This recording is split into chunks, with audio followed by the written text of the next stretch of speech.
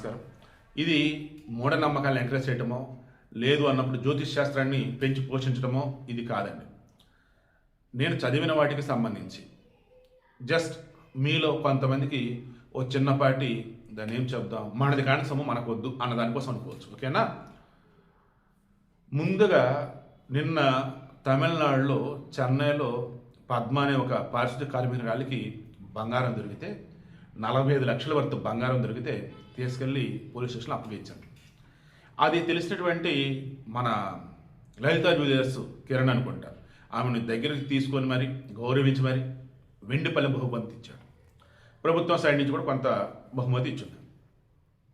దీనిని తెలిసినటువంటి కొంతమంది పండితులతో డిస్కస్ అయినప్పుడు వాళ్ళు ఏమన్నారంటే, బంగారం రోడ్డు మీద దొరికినా, ప్రయాణం చేస్తున్నప్పుడు దొరికినా అది తీసుకోకూడదండి.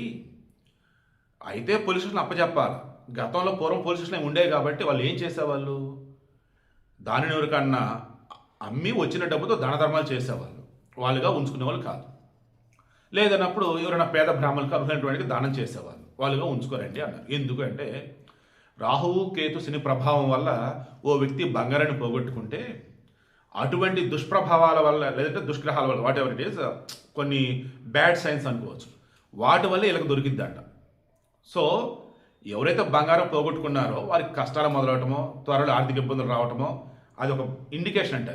కాబట్టి బంగారం పోయింది అంటే జాగ్రత్త పడండి, ఉన్నదాన్ని జాగ్రత్త కాపాడుకోండి. ఓకేనా?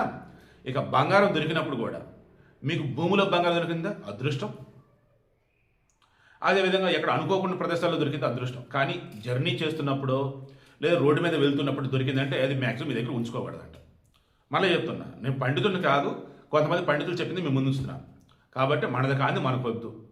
బంగారం అన్నప్పుడు పూర్వీకులు దాచి ఇళ్లలో దొరికితే సంతోషం, ప్రయాణంలో దొరికినా, అదేవిధంగా రోడ్డు మీద వెళ్తున్నప్పుడు దొరికినా. అయితే ఇప్పుడు పోలీస్ స్టేషన్ ఉన్నాయి కాబట్టి పోలీసులకి అప్పచెప్పేశాడు. ఎక్కడ ఎవరు లేరురా, ఎవరు చూడలేరు అనుకుంటే దాంతో సమాజానికి సేవ చేయండి, పేదవారికి అన్నం పెట్టండి, ఈ కష్టాలు ఉన్నారనుకున్నప్పుడు వారికి ఇవ్వరండి, లేదు అన్నప్పుడు చదువుకోవడానికి ఎవరికైనా పిల్లలకి దానం చేసేయండి. దాన్ని మాత్రం మీ దగ్గర ఉంచుకోద్దని చెప్తూ ఉన్నారు. మీరు పేదవాళ్ళు, ఆ దేవుడు మీకు ఇచ్చాడు అనుకున్నప్పుడు ఇక అది మీ చేస్తారు. అంతిమంగా మనది కానిది మనకు వద్దు, అది మాత్రం గుర్తుంచుకోండి.